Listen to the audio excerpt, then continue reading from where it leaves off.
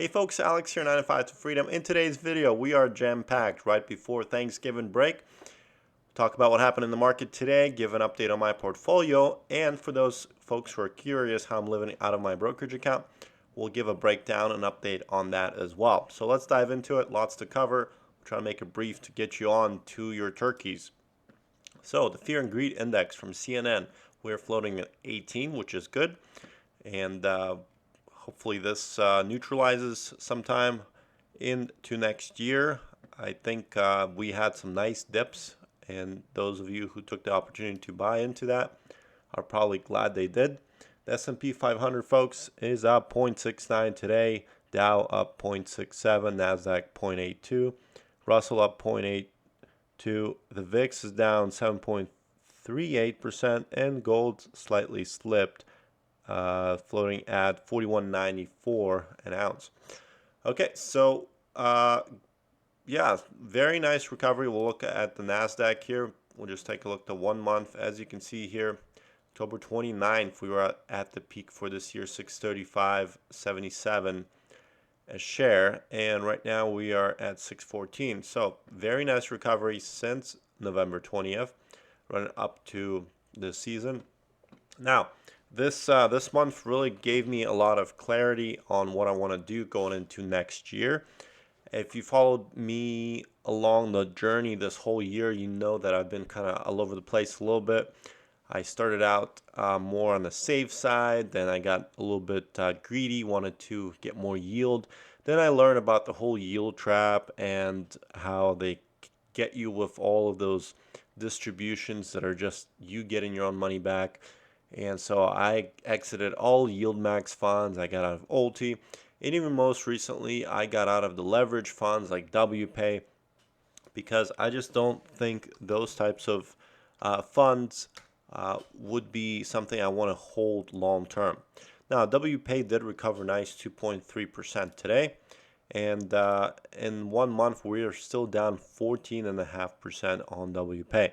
Now, part of the reasons for that is it does have some funds that have been a little bit stinkers, like MSTR. This fund, although it did jump up 2% today, in the 5-day it's down 9%, in the 1 month it's down 40%. Another one I think is Coin. This one's been a little shoddy as well. We are down 27% in the 1 month on Coinbase stock. Let's take a look at what's going on with OLTI. You know that I did hold OLTI at one point, and we're closed the day exactly at $4. Now this is going to have a reverse split, and I talked about it in my previous video, I believe, how it's going to be 1 to 10 shares, 10 to 1. So basically, this is going to go, I would say, probably $40, and you know, if you just divide your shares by 10, that's going to be your new share count. Now, the reason for that is to learn more future prospects, to get more people, and not to get delisted from the market. So it's a little bit of a trap. Now, I'm going to say that I don't give financial advice. I know some folks comment on some of my videos, should I buy this, should I buy that? You guys do your own research. I got burned by OLTI. It did good for 2 weeks, and then it just did terrible. And I've seen folks still peddling OLTI to this day, which I don't understand. Now, OLTI, if you would have got back in April 8th and held it maybe through July 25th, you probably would have banked pretty nicely. But as you can see here, since July, we are down 36% on OLTI, and year to date we're down 55%.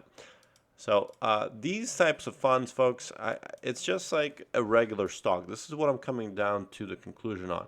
Let's say you want to get into like something like Coinbase, right? Coinbase stock. And we'll look at the year-to-date chart. Okay, so if let's say you got into it April 8th and you held it up through July, you would have been up 177%. You would have looked like a genius. But if you bought it at the peak and rode it all the way down to August 5th, you would have looked like an idiot, 29% down. So the same thing is with all of these funds, like, for example, Coney. Okay, so Coney can't just make money out of thin air. It is tied to the underlier. Now, the problem with Coney and all these other yield max funds, or even not just yield max funds, any of these funds that are, um, these covered calls on single stocks, it's going to keep eating at the NAV just to pay you that distribution. And basically, you're going to get into this reverse split category, and then the fund managers are going to be forced to do the reverse split, and you're back to the same place that you started. So, yeah, I don't think there's magic money. I came across a YouTube channel just a couple weeks ago. I actually saw a video pop up on my feed today. Uh, this guy thinks he can, just keep buying into these funds on $30,000 and retire and be financially free, making $2,000 a week.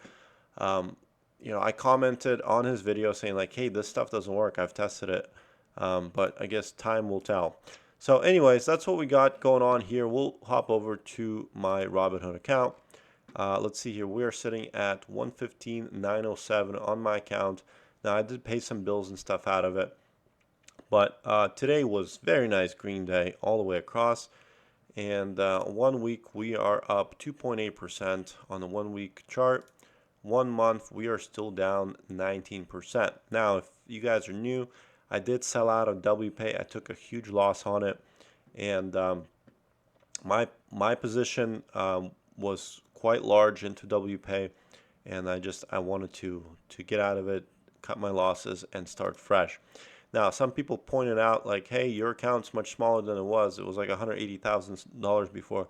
Well, the reason for that is I did take some money out to pay off a HELOC. I decided that was my best approach. That was pretty much guaranteed, percentage, and it was quite high on that HELOC, so I decided to do that. You can see here my cash position is $7,500 right now. I have zero margin, so I'm feeling nice and free. I'm not worrying about anything. This is probably the best feeling I ever had this whole year. Just, if something happens, it happens. I'm not going to panic about it. I'm not going to get margin called. Some folks also called me out like, "Hey, you keep switching out your funds. You're not stable." Some people say they're unsubscribing from me. That's fine. If you want to watch somebody else, this is not a cult. I'm not going to tell you have to stick with me. I just want to say that I experiment with funds, and if I can find a fund that's in a similar genre that performs better, I'm going to switch over to that. So I'm not married to it. Just like I do my day trades, I can do the same type of trades on the funds. One of the ones that I mentioned in my last video was Eggy. I just see that Maggie performs better than Eggy. So once again, Eggy, at some point I will get out of that once I break even on it. Okay, let's hop over to Robinhood Legend. Here we have the breakdown of all of our performance on all of our positions. And my most green position in this portfolio is TDAC. Now, I bought this on the dip, and today I'm up 1%. Overall, I'm up 3.3%. Really loving this. I got 450 shares. My next green one is the gold position, IAUI from Roundhill, and that one I'm up 2.91%, which is pretty good. Next one down, EggQ. Now, this one's a little bit different from Eggy, where Eggy is on the Mag 7. EggQ is actually on the NASDAQ. Now let me show you something cool. If we hop over to Dividend Channel, and by the way, I have all these tools linked in the Discord channel, so make sure you check out our Discord. It's absolutely free. I did fix the link, so it should work now, and if my link ever breaks, just leave a comment and I will update it. I'm still struggling to keep it static. It seems to want to go dynamic on me all the time. Okay, so EggQ, starting from January 1st through November 25th versus NASDAQ 100. And this is where I was a little bit surprised. Look at this. EggQ actually outperformed the NASDAQ.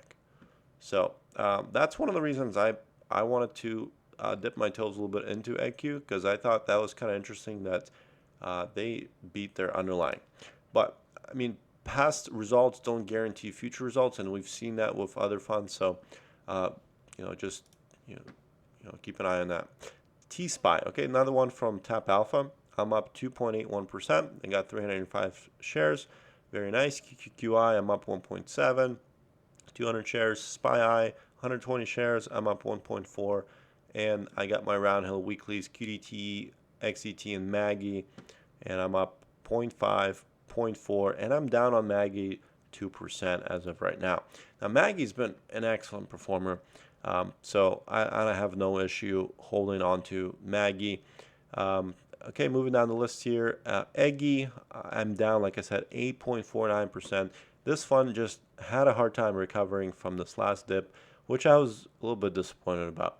And blocks, of course, this one's been slowly creeping up. We're at 21% on that. And HOW, my face is in the way, but that one is down 28% on our round hill weekly leveraged hood position.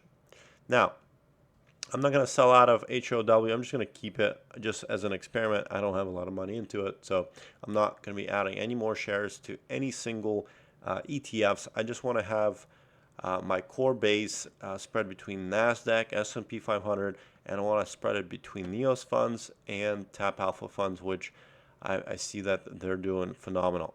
Now, I will still probably add slightly to my Round Hill Weeklies, QDT, XDT, and Maggie. These have been doing very well in a bull market, so I don't see any reason for selling that.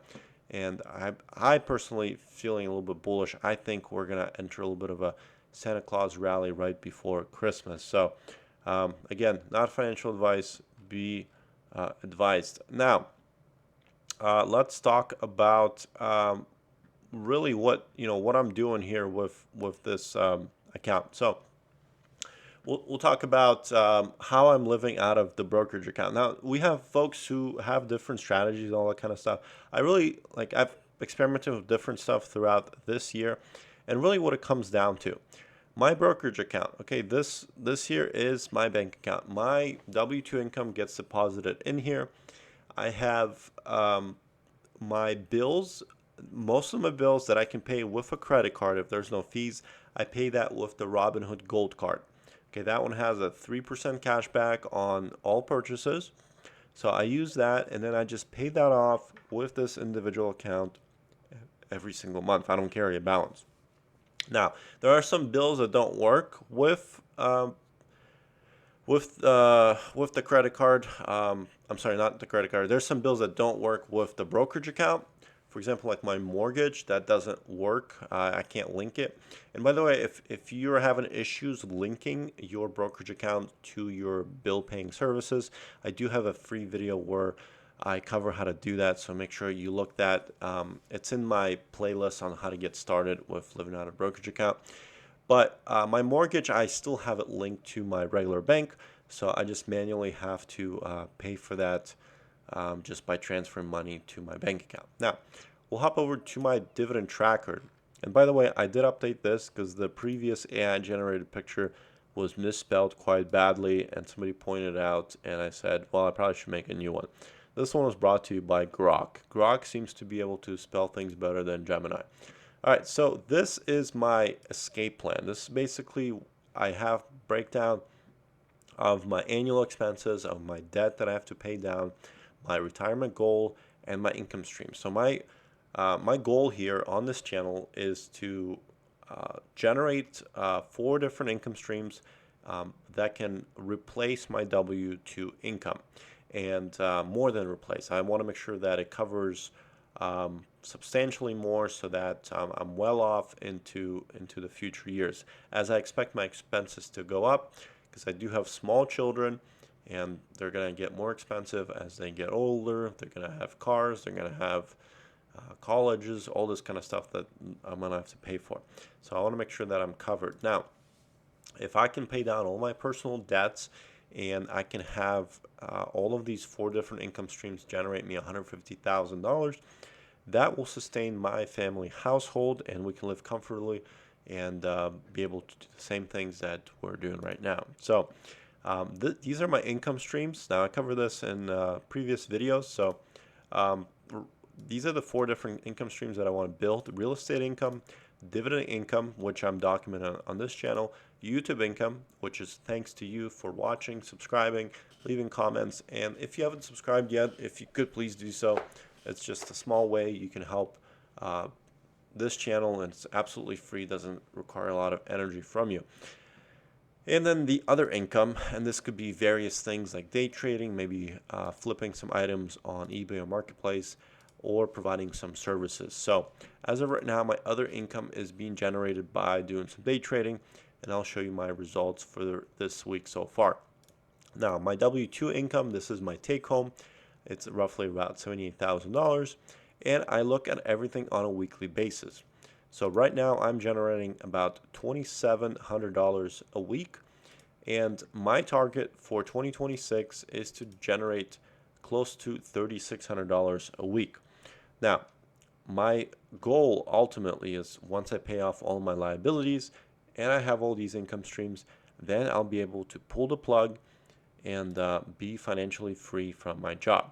So here I'm tracking my weekly expenses, my income, all this kind of stuff. Now it's not end of the week, but I just wanted to have like an in-depth video just talking about the strategy that I'm doing here. So as you can see, I'm tracking here my real estate income. Basically, it's my income in minus any expenses. So far for this week, I'm up 1435, and YouTube income, I did get paid $623 for the past month. I don't get paid on this week from a W-2 job. That will be next week. And my other income, and this is from the day trading. Then we have the loan pay downs, things that I've paid the loans down on, and my living expenses, things that I'm spending money on. Okay, so total income so far for this week is $2,900. Total expenses so far, $1,200. Loan pay down, $633, bringing us to a delta of positive $1,100 so far for this week. Now, I'll show you some of my trades for this week. On Monday, I made $195. Yesterday, I made $615, and today I only made $65. Now, today was very choppy sideways. I didn't have any good entries. I was like down, then I was up, and then I just said, forget it. I'm just done. Plus, I was feeling a little bit under the weather, so that's all I got for today was $65, which is better than nothing, I guess. Tomorrow the market is closed, and Friday we're going to have a short trading session, which will end at 1 p.m. Eastern time. So far for the week, I'm up $875, and dividend income, I'm still waiting on some of the weeklies to pay out. Those should come in on Friday. So we'll have an update on that income. But that's basically the premise of this whole escape plan, is to bring this income in and then utilize basically the brokerage account to pay for everything. Now, what I like about using the brokerage account, folks, as opposed to using a bank, is I'm never worried about overdrafts or anything like that. I always have access to this money. It's liquid. I do have a debit card that I could use, so it's not an issue. And if I want to transfer money, it only takes like a couple days to my bank, and it's worked out really well so far. So one thing I do wish that Robinhood would add eventually is some more banking features. I want to be able to write some checks and have more functions in their bank. So, well, that's the video for today. I hope it wasn't too lengthy, and let me know what you think with the white shirt. Hopefully I didn't look like a floating head this time. So everybody enjoy your Thanksgiving. If I don't make a video tomorrow, then have a great Thanksgiving. I hope you can find some family and friends to spend it with, and we'll see you on Friday. Take care, folks.